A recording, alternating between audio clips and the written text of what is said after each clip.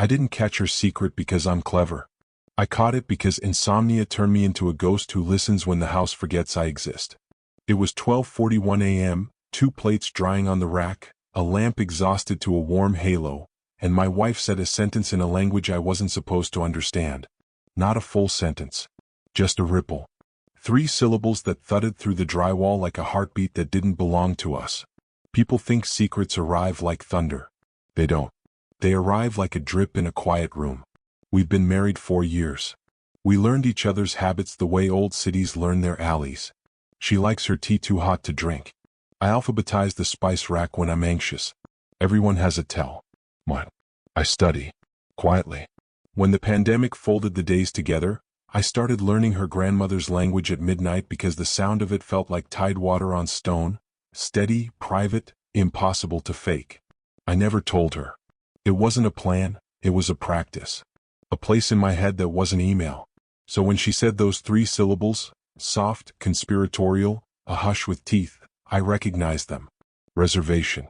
Tomorrow. Doesn't know. I wasn't supposed to know. Here's how it unfolded. Earlier that evening she said she'd jump on a quick video call with a friend from grad school. I nodded because that's what you do when the person you love says routine words in a routine tone. I washed dishes. She took the call in the office. The door stayed open the way trust does when you think you own it. I didn't eavesdrop. Not at first. I listened the way a house listens. I heard shapes, not sentences. Then the shape of her voice got careful, layered with that polite brightness you use for people you want to impress or instruct. I heard a laugh that wasn't hers. Not flirty, strategic. Like someone dropping breadcrumbs in reverse. And then the 3 syllables. Not English. Not for me. I dried my hands too slowly. The air felt like a receipt you're not sure you should keep. Look, I'm not the kind of narrator who screams, cheating, at the first whiff of perfume that isn't ours. I don't do cinematic jealousy. I do data. If we're going to burn down a life, we at least light the match with evidence. So I did what I always do when the world rapidly rearranges and I need a breadcrumb trail back to sanity. I opened notes. I typed the 3 syllables phonetically because my brain was playing tug-of-war between comprehension and denial. Then I wrote the time, 12:41. Then I wrote, reservation/tomorrow/he doesn't know. Right then in the office she said the English words, sure, that's clean, to whoever was on the other side of the screen. Cling. The kind of word you use about a plan that leaves no fingerprints. I glanced at the calendar on the fridge. Thursday was circled in blue from earlier, our dentist appointment. She hates the dentist. She always asks me to hold her hand through the cleaning like we're 14. That's love, how small you're willing to be in front of each other. But now Thursday wasn't about teeth. Now Thursday had become a chess square I hadn't noticed until the rook landed on it. I don't want you to think I'm laconic and robotic. I'm not. My heart was doing that bright strobe that makes your fingertips cold. But fear is a bad driver. You have to tell it to sit in the back and keep quiet while the adult at the wheel follows the road. So, step 1, capture the words. Step 2, capture the context. I screenshotted the call log widget on the tablet we share for recipes, purely to mark the timestamp. I told myself it was about memory, not suspicion. Then I let the kitchen clock count to 60 twice, long enough to decide that if I stood there much longer, I'd become haunted furniture. I walked past the office.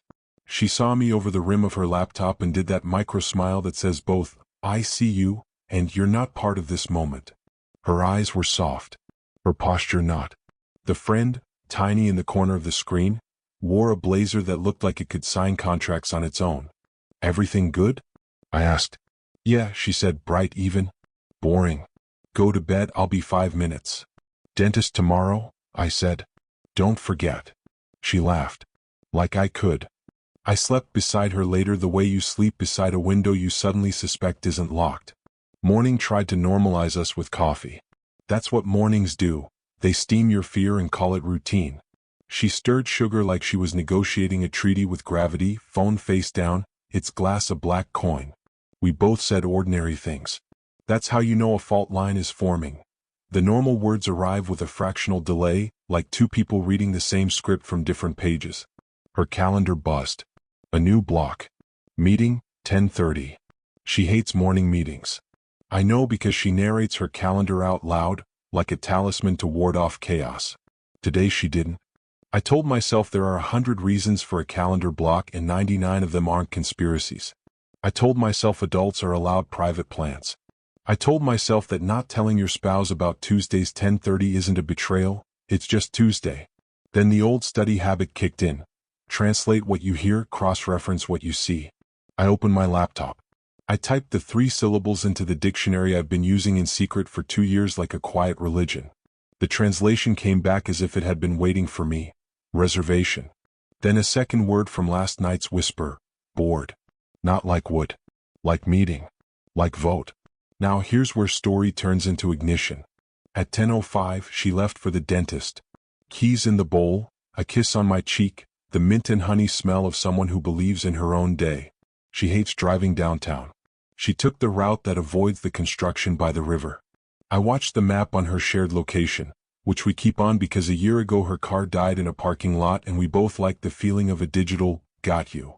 Today the blue dot slid not toward the dentist, not toward anything with fluoride or scraping, but toward a hotel we'd stayed at once on an anniversary when we pretended we were richer than we were. Don't make the obvious assumption. I didn't. My stomach tried, but my brain vetoed the easy plot. The word last night wasn't sweet. It was room. And the second word wasn't kiss. It was clean. And the third wasn't tonight.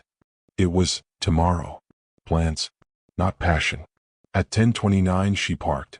The hotel's glass, too clean to see, reflected a sky that looked expensive. She texted me a selfie from the dentist waiting room. A picture from last year, recycled, cropped differently, a filter thrown on like a blanket over a stain. I know because there's a tiny calendar on the wall behind her in the original, dated August. Today is February. The wall behind her now, in the recycled photo, is a smooth, neutral blur. I didn't reply. I saved the photo to a folder I never thought I'd need. I reread my notes entry. I added, reused selfie. I added, hotel lobby pattern matches anniversary carpet? Check later.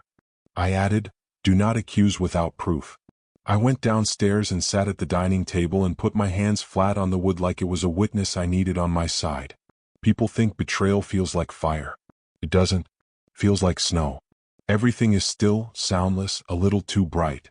At 11:02, the blue dot stopped moving in the hotel's east wing, near the conference facilities. Not the rooms. My stomach eased a fraction. Not safer. Different.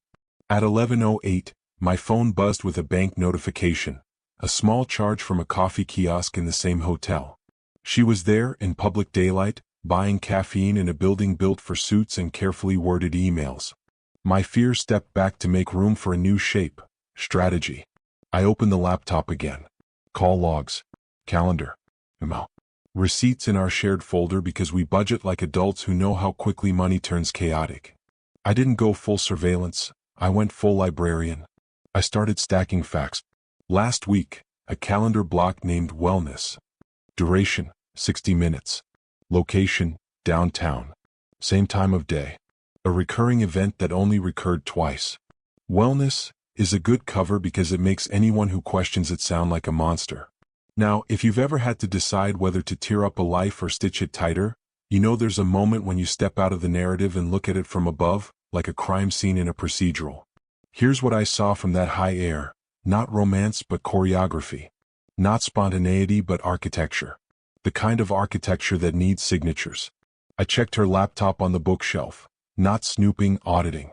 She'd left it sleep open on the shelf, lid cracked just enough to glow faintly, like a candle behind frosted glass. I tapped the trackpad.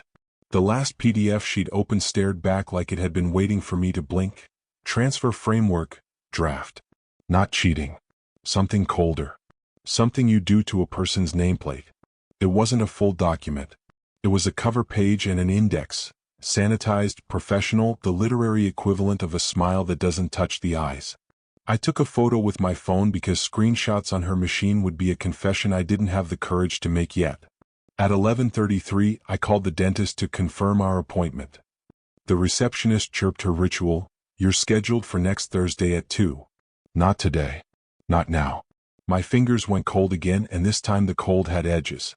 I stood at the kitchen window until the window felt like a screen and I felt like an error message. My wife, my partner, wasn't meeting a person. She was meeting a plan. And the plan had a room and a time and language it thought I couldn't hear. I'm not dramatic by nature, but there are moments when the universe scoots your chair up to the edge of the table and says, "Pay attention." At noon she texted, "All good." Hygienist was gentle. Heading to grab soup. I looked at the map. The blue dot was still at the hotel. Soup must be what we're calling it now. This is the part where most people go nuclear. I didn't. The adult at the wheel still had the keys. If you crash too early, the wreckage hides the truth. So I waited. I took notes. I drank water because my body felt like a fax machine from 1999. And I made a decision. I would not ask a question I didn't already own the answer to. By 1:10, the blue dot began to slide back toward home. At 1:35, the garage door thrummed. She came in with a paper bag that smelled like nothing. She kissed me. I kissed back. We're experts at normal when we need to be. How was it? I asked, careful, interested. A husband, not a detective. Quick, she said, shrug laughing. I think I'm finally over that fear. I smiled like a man standing on a bridge he hasn't noticed is missing. Proud of you. She unpacked nothing from the paper bag. Later the bag was gone. That night, around 9:20, she took another call. Same careful brightness. She stepped into the office and closed the door halfway, which is what people do when they want to look open while being closed. I walked past, not pausing, the way an actor hits a mark. The 3 syllables returned. This time a new set joined them. Clean. Decisive. Vote. I felt the story lean toward its next chapter. Not an affair. A removal. So I did what I'd been postponing because it felt like pulling the pin on my own life. I recorded a few minutes of the call. Not to leak. To listen. Later, I would delete anything unnecessary. But I needed the sound in my hands. When I pressed stop, I knew what had to happen next. Not tomorrow. Not when the universe felt tidy again. Next, I poured water. I put my palms on the counter and practiced breathing like a person, not a verdict machine. Then I walked to the office door and tapped twice. Lightly, like a courtesy knock in a hotel hallway where a decision has already been made. I opened the door. And I said, if you were me, receipts, reused selfie, hotel, vote, and a draft titled Transfer Framework. What would you say first? A question or a statement? I'm collecting honest takes before I tell you what came out of my mouth. Here's what I didn't say. Are you cheating? Because that's not the story. Here's what I did say in the language she didn't know I knew, word for word, syllable for syllable, the exact phrase she'd used last night. Asterisk, it's clean. He won't notice until tomorrow. Asterisk, silence is not quiet. Silence has corners. She stared at me like she'd heard a stranger using her toothbrush. The person on her laptop said, "Everything okay?" in a voice that belonged to a boardroom. My wife dragged the cursor across the screen like she was pulling a heavy curtain. I'll call you back, she said. Window closed. Door, still half open. Heart, trying to climb out of my throat. She didn't ask how I knew. She asked, "How much did you hear?" Which is a question that thinks it's a shield. Enough to learn vocabulary, I said.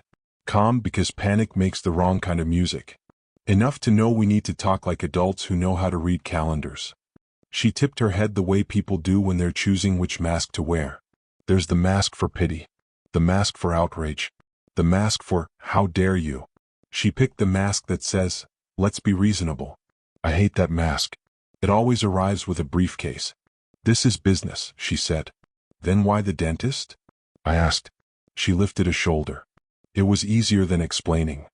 Explaining what? That I've been approached. By who? I asked, though the silhouette had already introduced itself in my head. Blazer on a screen, a hotel that prefers carpets to chaos, a framework draft that used my name like a blank check. She sat. People sit when they're about to do math on your life. By your co-founder. And there it was, like a safe door opening on the wrong combination. My co-founder. The person who shook my hand in a half-finished office with a folding table and a bad coffee machine and promised we'd split the mountain evenly. The person who takes meetings on walks because he believes the human brain thinks better while moving forward. The person who, apparently, had invited my wife to move me aside. I didn't want to hurt you, she said. That sentence is usually followed by a nail and a hammer, I replied. She winced. He says the board is losing patience. He says you've built something beautiful but stubborn.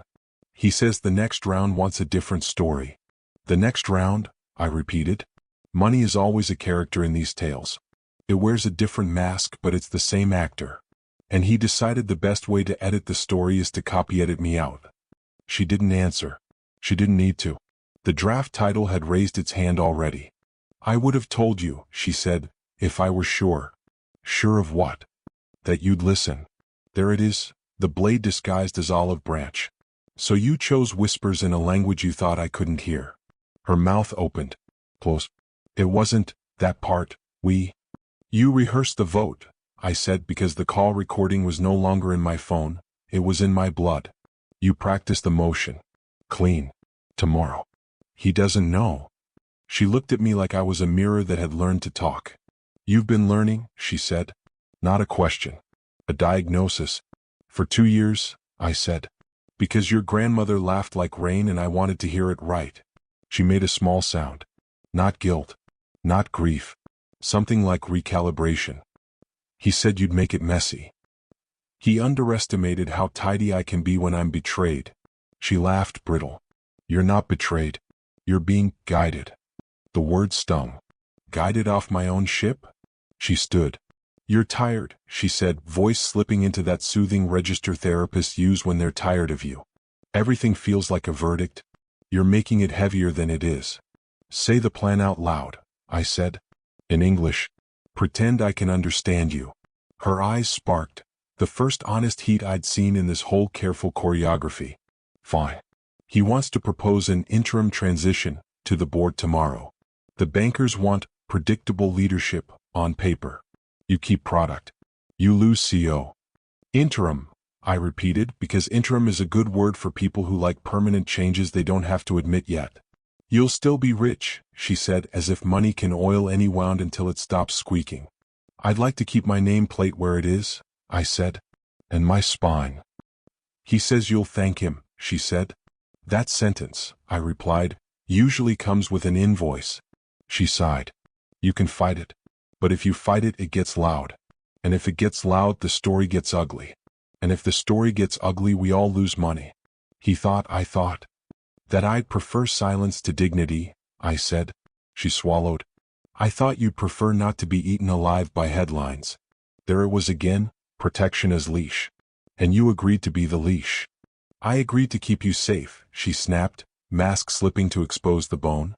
Because you don't know the numbers like he does. Because you don't know how ugly it gets when investors get scared. Because love sometimes looks like steering you away from the cliff you don't see. I see the cliff, I said. It's called tomorrow. The drop begins with a vote. We looked at each other across the room that had held our first apartment's plants and our first fight about bills and our habit of dancing badly before bed. The room suddenly felt like a witness we couldn't bribe. Say you heard wrong, she said softly. Say you misunderstood.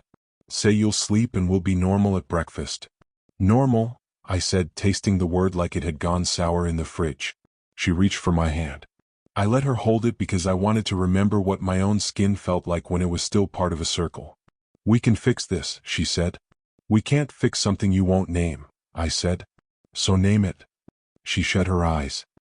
He asked me to make sure you didn't cause a scene. I nodded slowly. There it was in the open, the assignment. And what do you get?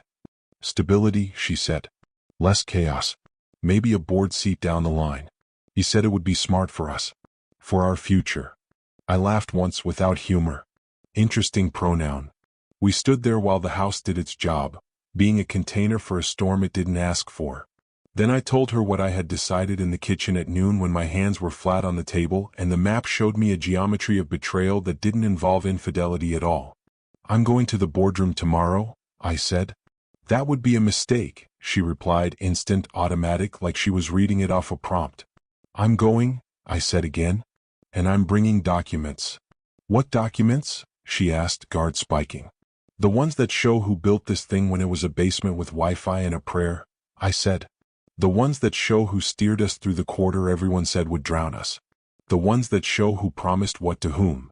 Her eyes narrowed. You don't have those. I did. Not all. Enough. Because builders keep receipts even when they don't think they'll need them. Because I never thought my co-founder would lie, but I always knew investors forget. She exhaled like a decision. If you walk into that room, you'll walk out without a title. I stepped closer so she could see I was still the person who alphabetizes the spices when the world tilts. Then I'll walk out with a story that's true. She shook her head. You're romanticizing pain. I'm refusing choreography, I said. There's a difference. Night dragged its gray net over the windows. She picked up her phone. I could see the group chat name, initials that formed a word if you squinted. She typed. She deleted. She typed again. She put the phone down. I'm tired, she said. We'll talk tomorrow. We already are, I said. She went to bed. I didn't. I sat at the table with my laptop and a glass of water and the part of me that studies when the house sleeps. I wrote down every date I could remember when my co-founder had introduced me to someone as the visionary, with the tone people use when they mean the mascot. I matched those dates with wins. I pulled emails. I drafted a memo, calm, factual, boring on purpose.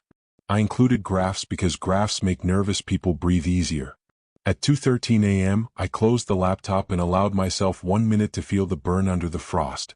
Then I put it away because tomorrow wasn't a feeling, it was a room. When I finally crawled into bed, she turned toward me in her sleep like habit had its own magnet. I stared at the ceiling and counted my heartbeats like votes. Morning arrived the way truth does, without makeup. She made coffee. I made copies. We kissed like coworkers. She said, "You don't have to do this." I said, "I already did." On the drive downtown, the city looked staged, buildings holding their breath, traffic lights blinking in time with what I had to say. The hotel's glass was the same expensive sky. The conference corridor smelled like carpet pretending to be order. A placard outside a door said our company's name and, underneath, a smaller word that made my palms bright: board. Through the glass, my co-founder, easy posture, 2 directors, a banker who looked like he dreamed in bullet points, an empty chair with my name on a tent card. Not CEO. Just my name. Maybe they thought that was kindness. I gripped the handle. I stepped in. And my co-founder smiled like the dentist I didn't see yesterday. "Glad you could make it," he said. "Me too," I replied and set my folder down in the center of the table like a quiet drum. "Before we begin," he said smoothly, "there's a small procedural matter." "Wonderful," I said. "I brought one too." He glanced at my wife's empty chair. She wasn't invited to this part after all. Then he looked back at me like he was already adding up the cost of the scene he thought I would cause. "Let's keep this clean," he said.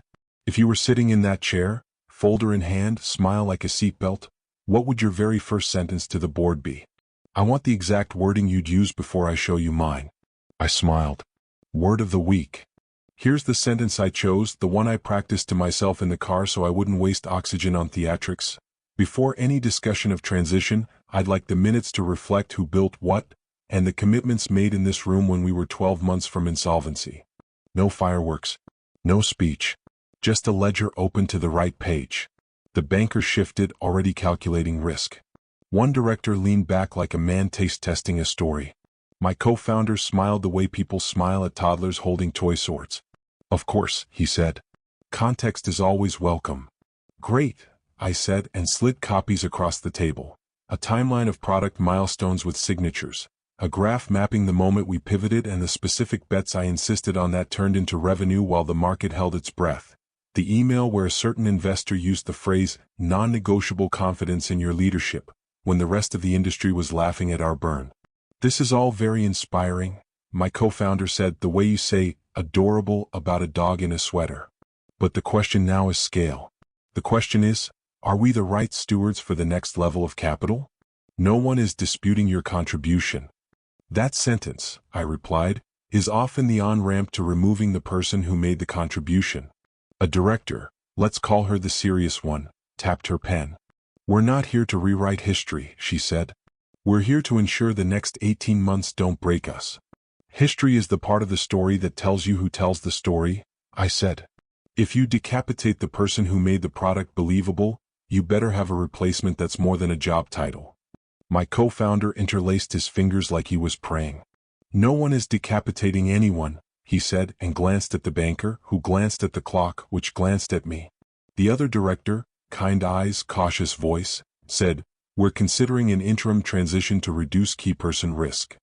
"There is no interim in a headline," I said, sliding another page forward.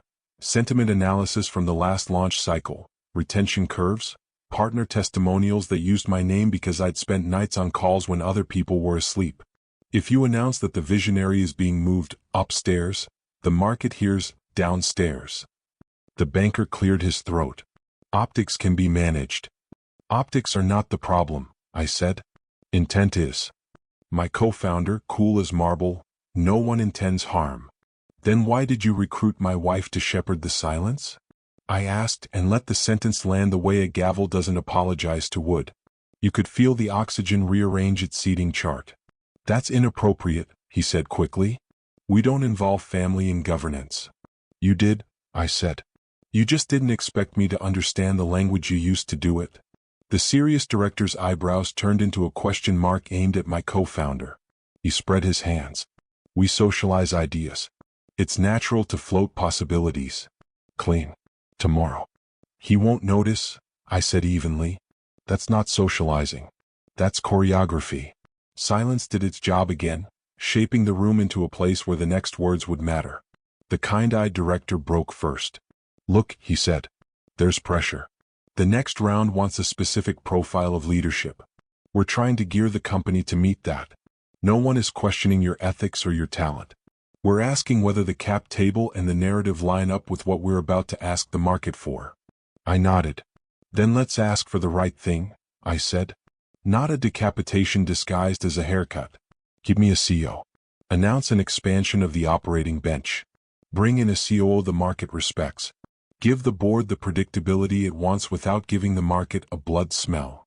That would require alignment, my co-founder said, the word alignment bending under a weight we all pretended not to see. It would require honesty, I said. So let's start there. He exhaled through his nose like a bull trying to be a gentleman.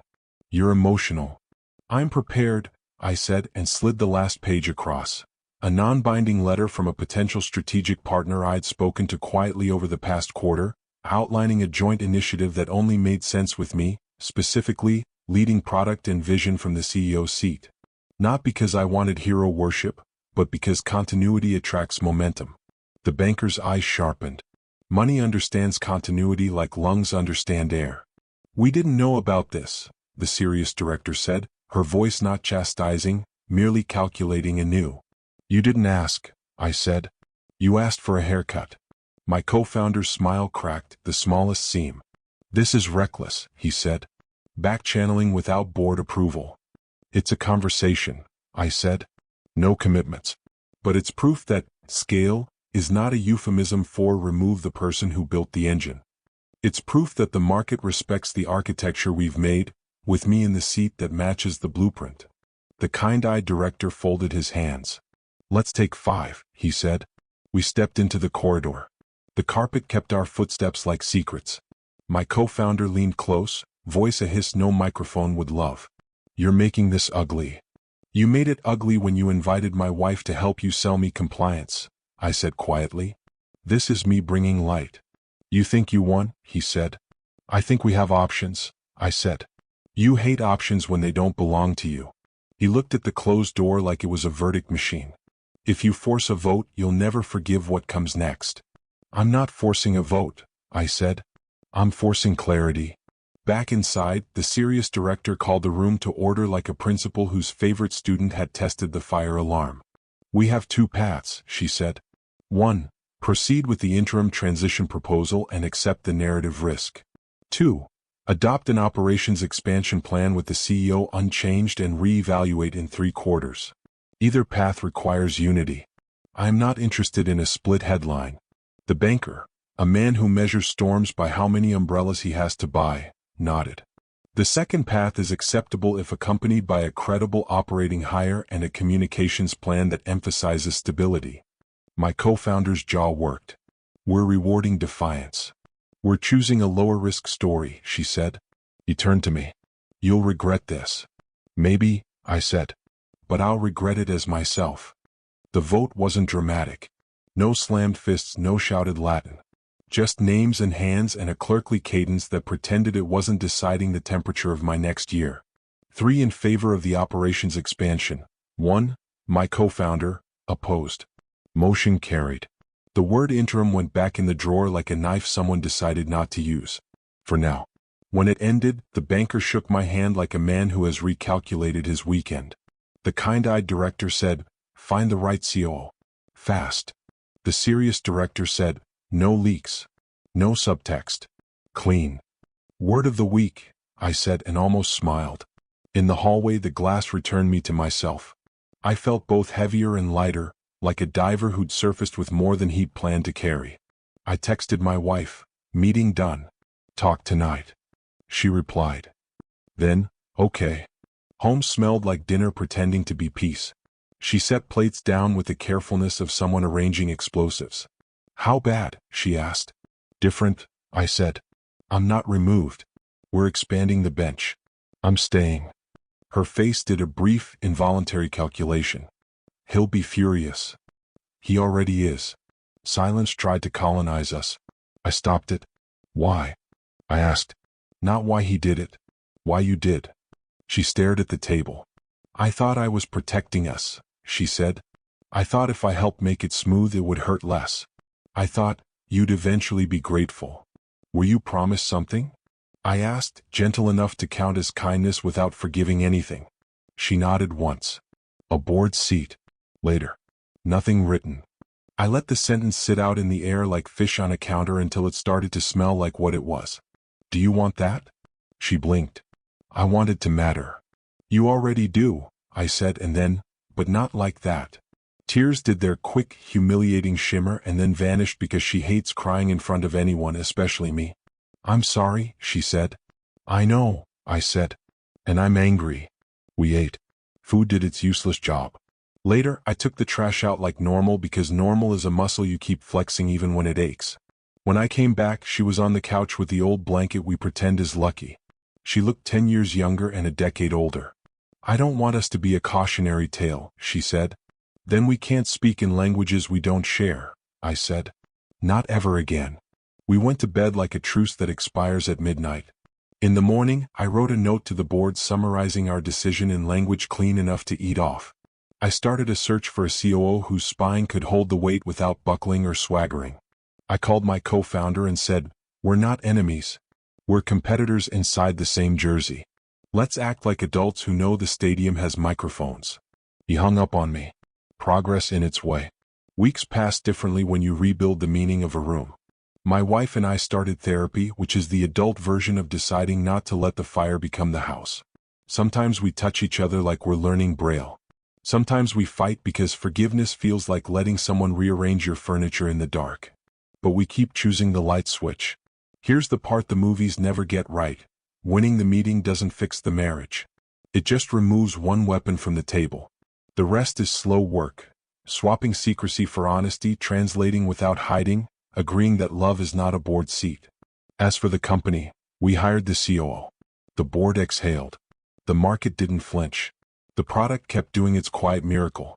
My co-founder adjusted because money teaches flexibility better than yoga. We created a rhythm that doesn't require anyone to disappear to feel powerful. People call that maturity. I call it survival with better lighting. And sometimes, late at night, when insomnia returns to count the tiles, I think about the first time I heard her grandmother's language and how it sounded like tidewater on stone. I learned it for love. I used it for truth. Both things can be true at once. That's the story. Not a scandal. A choice. If you've ever had to pick between a clean narrative and a true one, which did you choose? And how did it change what came next? I want to hear your honest views in the comments.